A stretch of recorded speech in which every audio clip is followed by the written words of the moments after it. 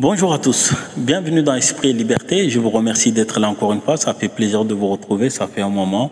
Mais surtout, encore une fois, n'hésitez pas à liker, à partager et à commenter.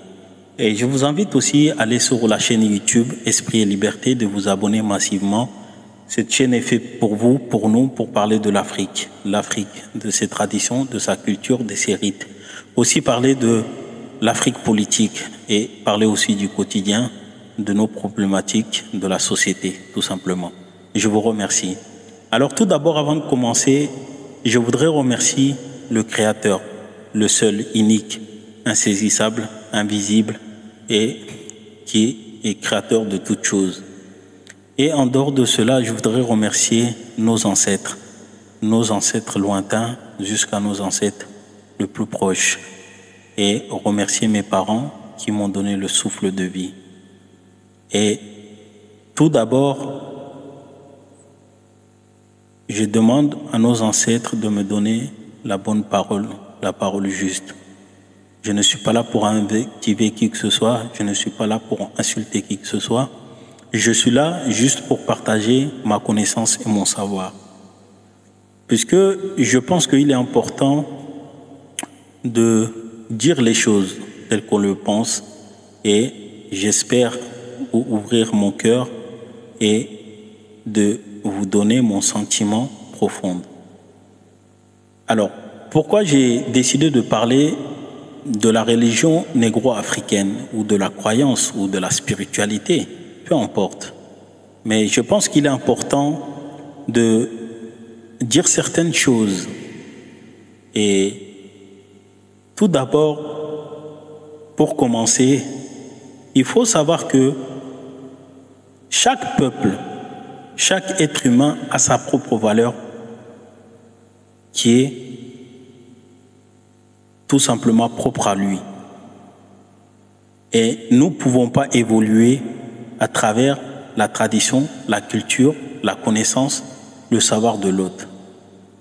Nous pouvons apprendre, mais le savoir, la connaissance, mais pour venir rajouter à ce qu'on a déjà pour améliorer les choses. Ça, c'est un fait. Mais aujourd'hui, je vois beaucoup sur les réseaux sociaux, et ce qui m'étonne le plus, c'est ma propre communauté. Pourquoi ma propre communauté? Puisque j'ai l'impression que nous sommes perdus et on a vidé l'Afrique de toutes choses. C'est-à-dire non seulement on a vidé l'Afrique de sa population, on a vidé l'Afrique de sa connaissance, on a vidé l'Afrique de son savoir, on a vidé l'Afrique de ses rites, on a vidé l'Afrique de sa création, et nous avons vidé l'Afrique de son esprit. Alors, quand je dis cela, c'est pas dit méchamment, mais c'est tout simplement parler de la réalité. Car un homme qui ne se valorise pas n'est pas un homme existant, puisqu'on existe à partir du moment que nous sommes dans nos choses. Et je suis conscient qu'il n'est pas facile de parler de ces choses-là, de la spiritualité, de la religion, puisque je pense que chacun est là pour défendre dans des choses là où il se trouve. Et je peux comprendre. Mais cela ne doit pas empêcher aussi que les autres réclament la partie qui leur appartient. Un Africain qui demande de revenir à l'authenticité, il est légitime de pouvoir le comprendre, et il est légitime qu'il le fait savoir aussi. Car c'est lui, ça fait partir de lui. Et avec ce que j'entends sur les réseaux sociaux, en tant que noir africain, ce qui me déplore le plus, c'est d'entendre des gens qui sont dans une autre croyance et de venir s'asseoir et se auto-insulter. Et quand je dis c'est auto-insulter, c'est-à-dire que Quelqu'un qui peut venir insulter ses propres ancêtres et se dédouaner de ses ancêtres, à faire croire à l'autre que ses ancêtres viennent d'ailleurs, il n'est pas comme lui. Et à savoir qu'il s'est déjà oublié la couleur de peau qu'il a. Il a déjà oublié qu'il est sur le continent africain. Peu importe que tu sois sur le continent africain ou ailleurs, mais cela ne te détache pas de tes racines profondes. Et de voir un Africain, un Noir, de rogner ce qu'il est, de voir un Africain, de penser qu'il est quelqu'un d'autre, il n'est pas celui qu'il est, mais quelqu'un d'autre, franchement, c'est dégradant. Et je pense que l'Africain doit comprendre. Encore une fois, tout ce qu'il y avait chez nous n'était pas parfait. Mais cela ne veut pas dire que ce qui n'était pas parfait et qu'on doit laisser tout de côté. Non. Ce qui n'est pas parfait, on doit être capable de s'asseoir, de le dénoncer et de le modifier en fonction du temps et de l'espace. Alors, ce qui m'étonne, c'est des gens qui viennent, qui disent « Tout ce que nous avons en Afrique, à commencer par nous-mêmes déjà, on est maudits. » Mais qu'est-ce qui leur a dit qu'on était maudits? Et vous avez trouvé les mêmes personnes qui viennent s'asseoir pour dire « Nous sommes des sorciers. » Mais qui est-ce qui a dit que vous étiez des sorciers? Dans notre communauté, vous allez voir des gens qui vont dire « Vous êtes mauvais. Vous êtes des mécréants. » Toute chose. Qu'est-ce qui vous a dit que l'Africain était mécréant? Alors, la question que je pose ici, vous pensez que le Créateur qui nous a créés, qui nous a mis dans ce monde, dans ce bas monde, vous pensez qu'il va maudire son propre créature, vous pensez qu'il va maudire son propre créature, en sachant que il est le créateur de toutes les créatures. Alors, qui est-ce qui est venu vous dire que vous les Noirs vous êtes maudits? Qui est-ce qui est venu vous dire vous les Noirs vous êtes des diables?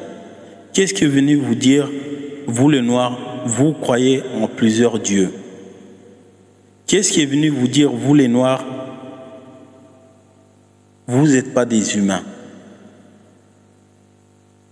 Et à partir de là, c'est de se poser la question réelle, quel est le but de toutes ces choses? Car vous vivez dans un monde que rien n'est caché, tout simplement, puisque nous ne voulons pas chercher tout simplement la vérité. Et cette vérité est dure à trouver, c'est dur à chercher, à trouver, mais cette vérité doit venir de ta propre conscience. Cette vérité doit venir de ta propre pensée. Cette vérité doit venir de ton propre esprit. Car nous avons tous l'esprit en nous. Et cet esprit, quelque part, s'il dort, c'est à toi de le réveiller pour pouvoir avoir une réponse dans ton existence. Alors, parfois, nous attendons que les Noirs, comme les Arabes ou comme les autres peuples, croyaient en plusieurs dieux. Comme j'ai dit, le monde est un monde de manipulation et ce n'était pas quelque chose qui était chez le peuple africain de manipuler pour son intérêt. Il faut comprendre depuis quel moment ça a commencé. Encore, je le dis une fois, je le répète, nous ne sommes pas parfaits, nous sommes des êtres humains, nous sommes des hommes avec un grand H. Nous ne sommes pas parfaits, Nous sommes comme les autres peuples, mais nous avons certaines valeurs. Et ces valeurs-là, je continuerai à les défendre jusqu'au bout. En tout cas, ce qui me concerne. Puisque, que ce soit la religion, monothéisme, que ce soit la religion négro-africaine ou la spiritualité négro-africaine, chaque chose a sa propre valeur. Chaque chose a le mal et le bien. Mais ce que je veux dire par là, jamais le noir s'est levé pour imposer sa vision au monde. Si nous sommes d'accord que l'Afrique est le berceau de l'humanité et que nous sommes les premiers hommes que le Créateur a mis dans ce bas monde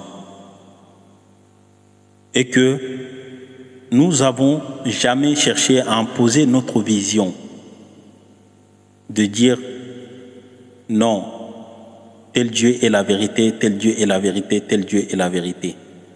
Telle croyance est la vérité, telle croyance n'est pas la vérité. Si nous regardons dans l'histoire, ça ne vient pas de nous. Puisqu'il est important de chercher les choses. Et ce n'est pas du tout de chercher seulement, mais de comprendre et réfléchir.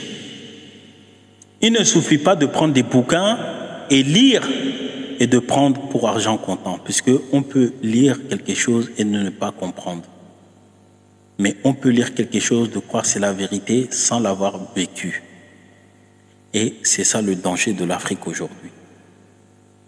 Tu ne peux pas parler de quelque chose alors que toi-même tu es ce que tu es, mais tu refuses de savoir qui tu es. Aujourd'hui, malheureusement, c'est comme dans toute chose. Les autres sont arrivés, ils nous ont imposé leur vision de dire tout ce que nous pratiquons, c'est mauvais, tout ce qu'eux ils font, c'est ce qui est bien. Alors parfois j'entends des débats de dire la religion, tout commencement vient de l'Afrique. Alors si tout commencement vient de l'Afrique, que nous sommes les premières créatures du Créateur, et que je l'ai dit encore une fois, dans la croyance négro-africaine, le divin ne fait jamais les choses au hasard. Toute chose qu'il a mis sur terre, il a mis pour une raison. Dieu n'est pas là pour vous imposer tout simplement vos pensées, vos actions, votre savoir, votre connaissance.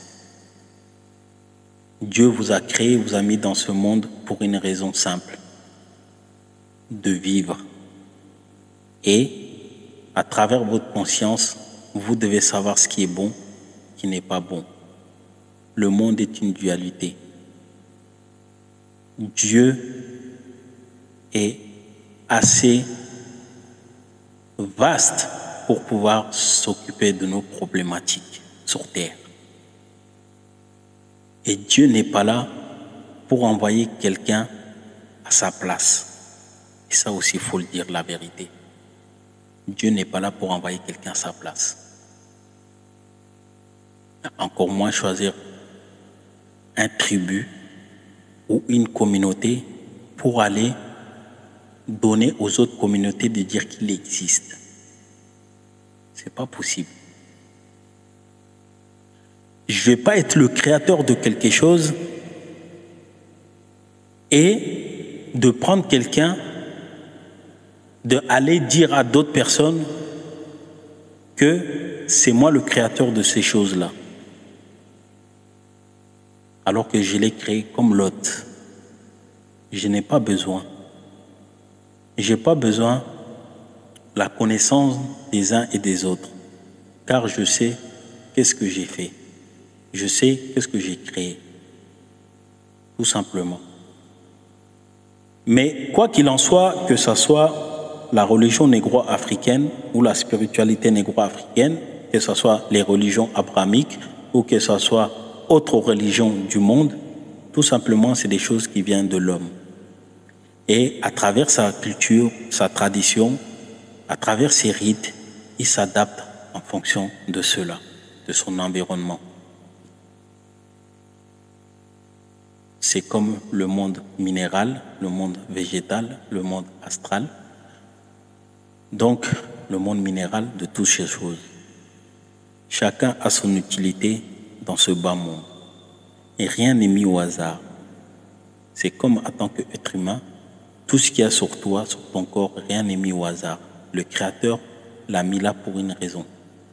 Et cette raison-là, tu dois être capable de le chercher du pourquoi et du comment. Donc, à croire que dans ce que je me trouve, dans ce que je suis, et que je ne crois pas en Dieu, encore une fois, c'est de penser tout simplement que tout ce qu'il y a sur terre n'a pas de sens. Puisque, à savoir que tout ce qu'il y a sur terre, que ce soit les végétaux, les minéraux, les animaux, toute chose, dans ma propre connaissance, nous savons que nous ne sommes pas nous sommes pas responsables de cette création, puisqu'on fait partie de cette création, ou ces créatures tout simplement.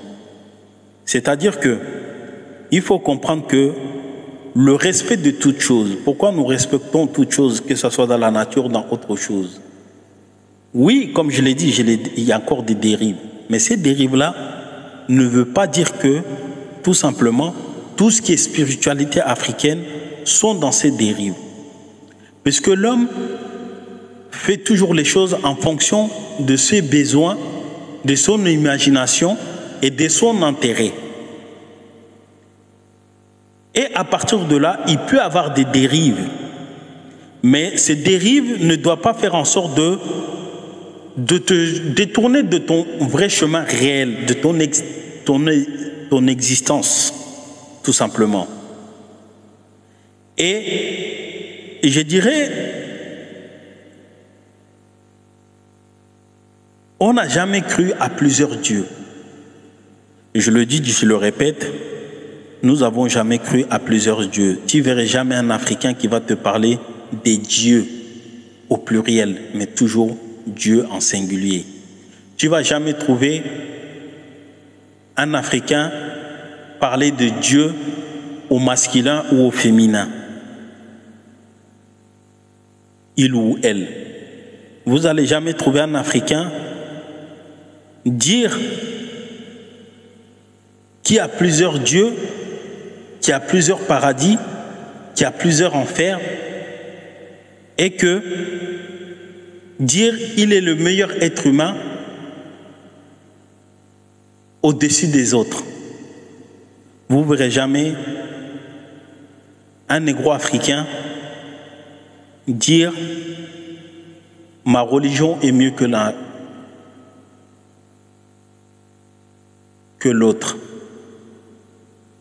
Car avant toute chose, il réfléchit de dire s'il existe, si moi j'existe, c'est que lui aussi existe.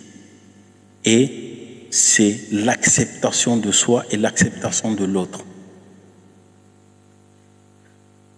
Voilà pourquoi il faut comprendre dans ce sens-là. Et j'attends souvent de dire nous faisons des sacrifices humains. Ça aussi, c'est quelque chose que j'ai l'impression que l'Africain aime bien venir se victimiser, se rabaisser et de dire qu'il appartient à l'autre en fonction de sa appartenance religieuse.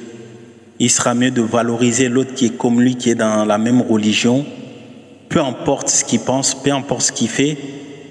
La vérité, c'est que il pense comme moi, il est dans la même religion que moi, donc je ne peux pas le remettre en cause.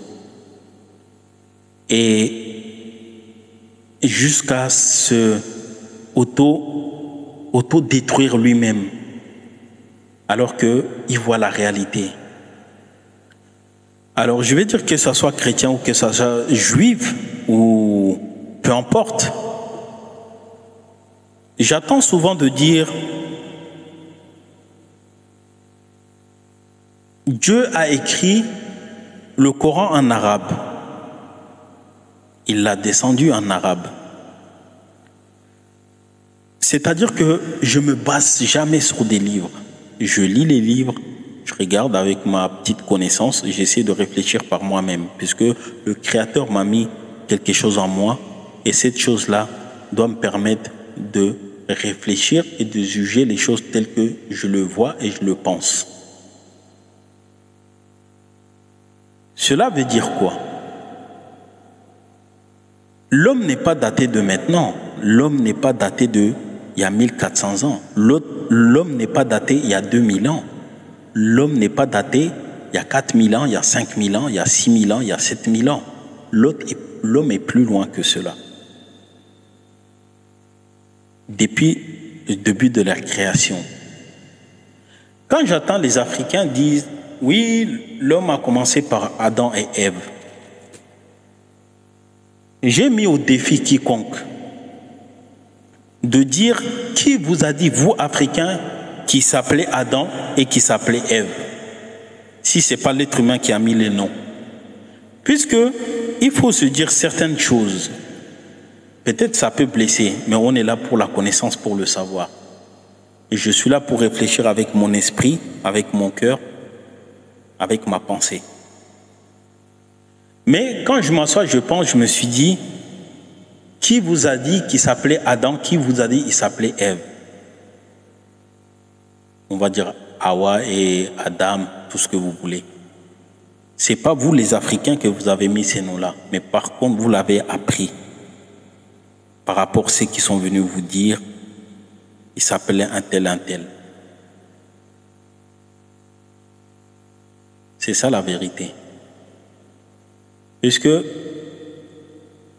quoi qu'on puisse dire, si on fait les recherches, on peut trouver des noms des anciens Égyptiens il y a 6000 ans. Mais c'est normal, puisque ils savaient écrire déjà. Mais qui va me dire le premier homme aujourd'hui a laissé son nom, son prénom pour dire il s'appelait un tel, un tel? C'est ça la question que chacun doit se poser. Mais nous ne sommes pas capables puisque on est retenu par quelque chose dans notre cerveau. On vous interdit de réfléchir autrement, de pouvoir suivre ce qu'on vous dit. Mais en aucun cas, si aujourd'hui, je m'en vais quelque part dans l'Amazonie, si ces gens-là n'ont pas eu les bouquins, que ce soit le Coran ou la Bible, si je leur parle de Adam et Ève, ils ne comprendront pas de dire c'est qui Adam et Ève.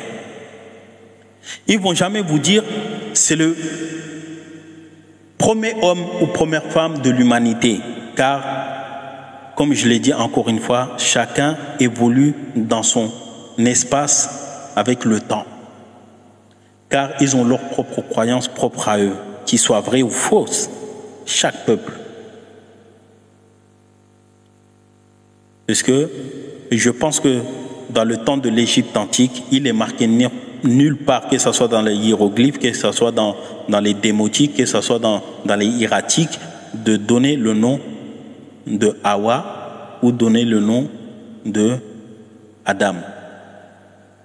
Mais qui est-ce qui est venu vous dire ça? C'est toujours pareil. Parce que, vrai dire que c'est de la connaissance, puisque j'ai été apprendre. Mais qui vous a dit tout ce que vous apprenez est la vérité? Parce que comme je le dis encore une fois, depuis le monde des mondes, l'homme est manipulateur. L'homme change les choses en fonction de son intérêt. L'homme fait les choses en fonction de sa vision de ce qui peut l'apporter. Mais cela ne veut pas dire que c'est la vérité. Ce n'est pas en lisant le livre et s'appuyer sur le livre, de refuser de penser avec sa propre pensée, de dire ce qui est dans le livre est automatiquement la vérité absolue. Puisque si je retourne en arrière, l'écriture arabe n'existait pas. l'écriture égyptienne n'existait pas, ou l'Égypte, ou l'écriture, comment on dirait ça, l'écriture peut-être sumérienne n'existait pas, l'écriture hébreu n'existait pas. Donc, la question que je pose, alors, comme je l'ai dit, ce monde n'est pas daté d'aujourd'hui, ni 10 000 ans, ni 20 000 ans, ni 30 000 ans, ni 40 000 ans. Mais quid de ces gens-là qui étaient là avant? Dieu leur parlait dans quelle langue? C'est ça la question. La plupart qui disent les prophètes, il y a eu mille et quelques prophètes. J'ai mis en défi quiconque de me donner tous les noms, les 1000 et quelques prophètes qui ont existé. Il ne suffit pas de machin, mais de montrer les preuves, que ce soit scientifique, anthropologique ou comment on dirait ça? Tout simplement scientifique, dans tous les sens du terme. Personne ne pourra le prouver. Et c'est ça que je trouve dommage. Parce que là, si l'Afrique en est là aujourd'hui où elle est, car l'Afrique s'est vidée d'elle-même. L'Afrique a tout perdu. Que ce soit sa science, sa connaissance, son savoir, l'Afrique a tout perdu. Et il faut savoir l'admettre. Mais de croire que les Noirs ne sont pas scientifiques, de croire que le Noir, tout ce qu'il faisait n'avait pas de sens, de croire que le Noir ne connaissait pas Dieu, ça, c'est quelque chose que je continue toujours à chercher à comprendre. Car il n'est pas facile de comprendre l'homme, l'être humain. Et beaucoup se réveillent avec le temps. Moi-même qui est là, qui vous parle, peut-être il y a peut-être 10 ans en arrière ou 15 ans en arrière, je ne m'intéressais pas peut-être à l'histoire de l'Afrique, à mon histoire, même si j'étais toujours curieux de savoir. Mais il y a quelque chose qui était en moi qui m'a dit, avant toute chose, il faut savoir qui tu es. Et je me cherche jusqu'aujourd'hui, mais sans pouvoir piétiner les autres, sans pouvoir insulter les autres. Puisque l'enseignement que j'ai reçu, c'est l'enseignement de la tolérance. L'enseignement que j'ai reçu, c'est l'enseignement du partage. L'enseignement que j'ai reçu, c'est l'enseignement du respect. Et malheureusement, l'Africain lui-même pense qu'il n'est pas digne d'être un être humain comme les autres. Même si les autres font ce que les Africains font, les Africains viendront dire non, ce que nous faisons est mauvais, alors que l'autre en face fait la même chose. Il va valoriser. L'Africain préfère ce que lui, il dit qu'il valorise que venir faire la même chose chez lui, valoriser de ce qu'il a. Alors j'attends souvent des sacrifices humains, comme si l'Afrique, partout, il y avait des sacrifices, alors que toi-même, ton existence, si tu existes, donc c'est que tu as eu des descendants, donc tu as eu des ancêtres, et si tu existes, c'est que les autres, ils ont existé avant toi. Et encore une fois, je ne dis pas qu'il n'y a pas de sacrifices humains, mais les sacrifices humains ont existé partout. Jusqu'aujourd'hui, ça existe, même si l'Occident ne vous montre pas, ne ferme pas les yeux. D'accord? Et de croire que les sacrifices sont faits que par les traditionalistes, ou c'est fait que par les kémites, j'en sais rien. Je ne suis pas là pour parler des kémites, mais c'est l'exemple que je donne. C'est se foutre un doigt dans l'œil. Puisque aujourd'hui, la réalité, c'est que si nous rentrons dans la réalité, il y a plus de croyants qui cherchent leur intérêt personnel et qui vont voir ces mêmes traditionalistes pour faire des sacrifices. Puisque le traditionaliste ne se lève pas de dire « viens, je vais te faire ça », mais plutôt l'autre qui cherche le traditionaliste pour pouvoir faire le travail. Et quand le traditionnaliste dit « moi je peux faire le travail, mais à une seule condition, il faut ça », c'est le même croyant qui va aller chercher ce que le traditionnaliste lui a demandé. Il sera incapable de le refuser. Donc je dirais tout simplement, ce n'est pas la faute aux traditionnalistes. Et de faire croire que tous les traditionnalistes sont sur ce chemin-là aussi, c'est la malhonnêteté intellectuelle de pouvoir tout simplement de se soulager dans là où tu te trouves, mais pas voir la vérité en face tout simplement. Alors, je vous remercie. Je reviendrai une prochaine fois pour développer sur la spiritualité africaine. Je viendrai pour parler de l'initiation. Qu'est-ce que c'est l'initiation? Plus ou moins de parler de ces choses-là. Donc voilà, et je l'ai dit encore une fois, il y a beaucoup de choses qui existent dans nos langues, mais vous savez, comme toute chose, les langues s'épèrent, il y a des mots qui s'épèrent avec la mondialisation, avec le mélange, le métissage. Mais cela ne doit pas faire en sorte de pouvoir nous gêner tout simplement. Puisque j'ai participé à un débat hier, qu'on disait, oui, le mot science n'existe pas dans nos langues. Et de dire, non, c'est la sorcellerie. Et vous voyez, ça, c'est tout simplement la méconnaissance de soi. Et puisque je me contente tout simplement dans ce que je suis, c'est-à-dire que si je suis dans une religion, peu importe cette religion, je me contente de ça et je me tiens à ce qui a été dit vis-à-vis de mes semblables. Donc, de dire ça n'existe pas, c'est que tu n'as pas cherché. Et je trouve ça dommage qu'en tant qu'Africain, quand on vient vous dire quelque chose, c'est de chercher d'abord si cette chose existe ou n'existe pas. Puisque la mot sorcellerie, c'est la plupart des gens qui sont venus et qui nous a dit nous étions des sorciers, peu importe ce que tu fais de bon et de mal. Et je l'ai dit une fois, la sorcellerie n'est pas quelque chose de négatif, mais c'est plutôt quelque chose de positif que négatif, parce que la sorcellerie, c'est quelque chose que tout le monde n'a pas la connaissance. Et voilà qu'on peut dire Surunya, mais Surunya, moi dans ma langue, quand j'ai dit Surunya en soninké, c'est quelque chose qui veut tout dire en même temps. Surunya, c'est peut-être quelqu'un qui fait quelque chose que j'ai pas la connaissance de ces choses-là et qui me surprend et que je ne sais pas. Justement, je suis surpris, j'ai dit, mais lui, c'est un sorcier, puisqu'il a cette connaissance que moi, j'ai pas.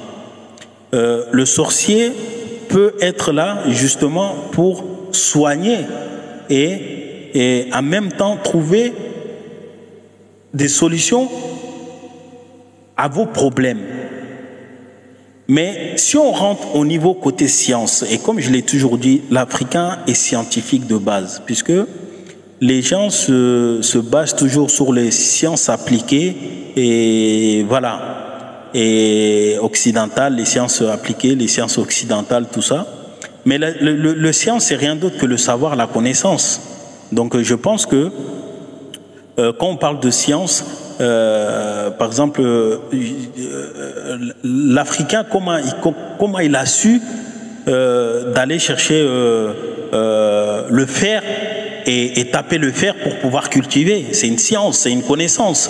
Donc ça, c'est pas les autres qui sont venus, puisque je vous signale que tout ce qu'au niveau de la pêche, pouvoir cultiver jusqu'aujourd'hui, les Africains ont toujours pêché, ont toujours cultivé. Nous n'avons pas attendu après les autres peuples. Avant même de commencer à voyager, c'est ce que nous faisons sur nos terres. Donc peu importe, mais on fabriquait nos propres outils. Donc à partir de là déjà, c'est pas puisque aujourd'hui il y a des tracteurs, il y a des machins, que nous, on n'avait pas de connaissance. Donc, c'est-à-dire qu'il y avait des gens qui avaient cette connaissance-là, aller extraire le minerai pour faire des outils, donc le fer, tout ça. Et on avait des gens qui avaient la connaissance pour fabriquer la poudre de canot. C'est que nous, on appelle Bouna chez nous. Donc, quand vous attendez quelqu'un en soninké qui s'appelle Bouna, Bouna, ça veut dire tout simplement la poudre de canot. Donc, c'est ça.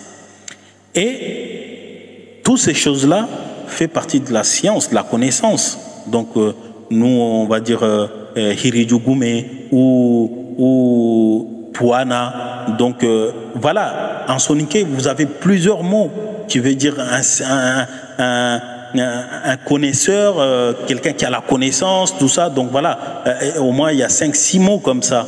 Donc, je ne vais pas toujours rentrer dans les détails, mais c'est pour dire que ça existe, en dehors de Surunya, bien sûr. D'accord? Mais c'est important. Cela ne veut pas dire que c'est mauvais. Mais le fait que nous avons tout laissé au nom de la religion, ça fait qu'aujourd'hui, on est incapable de pouvoir avancer et pouvoir créer des choses pour avancer, pour grandir, puisque nous avons tout laissé au nom de la croyance des autres. C'est important. Aujourd'hui, quand je pose la question, nous sommes les premiers humains noirs sur Terre. Nous sommes le berceau de l'humanité. Mais aujourd'hui, vous pouvez me dire sur quel continent nous allons pour pouvoir, c'est-à-dire faire nos pèlerinages. Nous allons en Arabie, d'accord? Nous allons en Occident, par exemple, nous allons en Rome, nous allons en Israël. Donc voilà, ceux qui sont bouddhistes ou je ne sais pas quoi, ils vont en Inde. Mais la question que je me pose, mais pourquoi nous en Afrique, nous n'avons plus nos sanctuaires pour pouvoir aussi faire nos pèlerinages? Même si je reste dans le côté religieux islamique, nous à Tombouctou, même si les manuscrits étaient en arabe, ce n'était pas pour rien que les gens ils venaient prendre l'enseignement à Tombouctou. Puisque tous les savoirs que nous on avait dans nos langues, que ce soit Bambara, Soninké, Peul, on avait déjà ces savoirs-là. Mais même si on n'avait pas l'écriture comme nous le pensons aujourd'hui, ils ont transmis cette connaissance, cette savoir en écriture arabe pour pouvoir l'enseigner.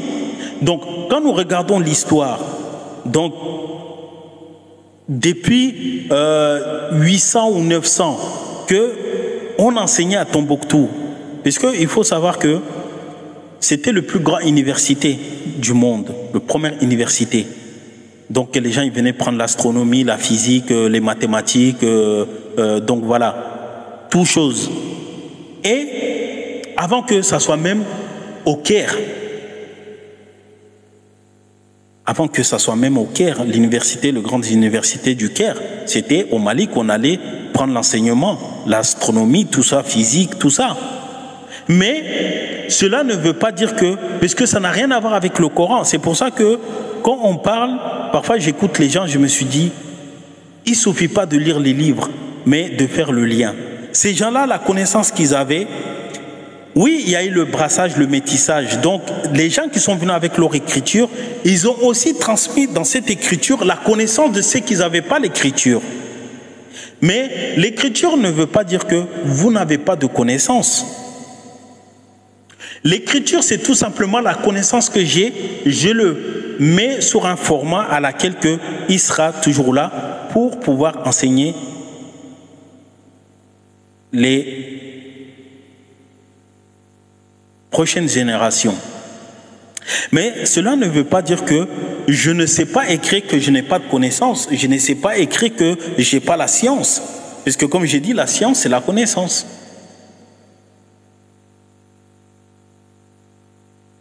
Quand on parle de esprit, esprit c'est sortir, c'est-à-dire de l'ignorance vers la connaissance. Donc l'homme est né ignorant, mais l'homme prend la connaissance en fonction de l'avancée de son existence. Donc ce que tu as acquis avec le temps, c'est par rapport à ton existence. Avec l'expérience, avec la connaissance et la recherche. Puisque j'ai entendu les gens qui disaient « Oui, mais les Africains ne sont pas scientifiques, machin, ils ne savent pas doser les médicaments, mélanger les médicaments. » Mais c'est faux. Mais ça, c'est archi faux. Il faut savoir que sur les traduits praticiens, quand le mec il va dans la forêt, il peut mélanger 2 herbes ou 3 herbes ensemble, puisqu'il sait que Il y a comme ça qui peut soigner. Mais pour cela, il y a dû tester et comprendre pour voir si ça soigne ou ça ne soigne pas.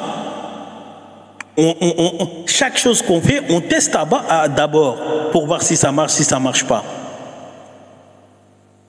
Mais c'est comme quand vous êtes, tous les bois ne se brûlent pas. Mais pour savoir si tous les bois ne se brûlent pas, il faut mettre le feu à chaque bois pour comprendre que celui-là il est nécessaire, celui-là il n'est pas nécessaire, celui-là il est toxique, celui-là il n'est pas toxique. Ça c'est de la science aussi, puisque c'est une connaissance. Mais tu ne peux pas savoir tant que tu n'as pas testé. Voilà pourquoi l'Africain ne fait jamais les choses au hasard. L'Africain fait les choses pas dans la croyance, mais l'Africain fait les choses par rapport à la connaissance. Il faut distinguer entre la croyance et la connaissance. À partir du moment qu'il fait quelque chose que ça n'apporte pas de résultat, il le laisse de côté. Et quand il fait quelque chose que ça apporte ses fruits, des résultats, là, à partir de là, il y croit. Tout simplement. Donc voilà, je vous remercie encore une fois. Et surtout, ne pas hésiter à partager, à liker, à commenter. Ici, nous sommes ici pour échanger et pour comprendre les uns et les autres. Et je ne suis pas là pour critiquer les religions. Et je ne suis pas là pour critiquer les religieux. Et je suis là tout simplement pour partager ma connaissance, mon savoir. Et je respecte toute chose, puisque j'étais éduqué comme ça. C'est l'enseignement que j'ai reçu. Donc voilà, il n'y a ni couleur, ni préférence ou quoi que ce soit, puisque je dois accepter si j'existe, l'autre y existe aussi. Et voilà pourquoi de croire que le Créateur nous a créés et à travers chaque création ou chaque créature, il y a le souffle de vie. Et j'ai même entendu des gens dire oui, mais les animaux réfléchissent pas, les animaux pensent pas, les animaux. Ça, c'est encore la méconnaissance. Car quand vous n'avez pas étudié quelque chose, vous ne pouvez pas savoir. Mais toute chose qui est mobile, même des choses immobiles, comme les arbres réfléchis, pensent. Donc voilà, sont capables de se protéger à leur manière, à leur façon. Ça, il faut le comprendre. Donc, les animaux, c'est la même chose. Quand vous êtes dans la forêt, vous allez voir, quand vous mettez vos doigts devant même une fourmi, il est capable de détecter et de se détourner de l'obstacle. Donc, c'est qu'il a la mémoire, il réfléchit, il voit, il pense. Donc, tout simplement. Mais penser, ce n'est pas la pensée humaine, mais c'est la pensée naturelle de faire en sorte que, voilà, toi, tu attends avec tes yeux, tu vois avec tes... Enfin, tu attends avec tes oreilles, tu vois avec tes yeux, tu parles avec ta bouche, tu manges. Oui, mais il faut savoir que l'autre, peut-être qu'il détecte, pas avec ses yeux, mais avec sa langue. Peut-être qu'il n'attend pas avec ses oreilles, mais peut-être avec la vibration. Donc, je pense qu'il est important de dire ces choses, car on est là pour partager la connaissance et le savoir. Et je vous dis merci. À très bientôt dans le savoir africain, dans la renaissance africaine, dans Esprit et Liberté. Au revoir.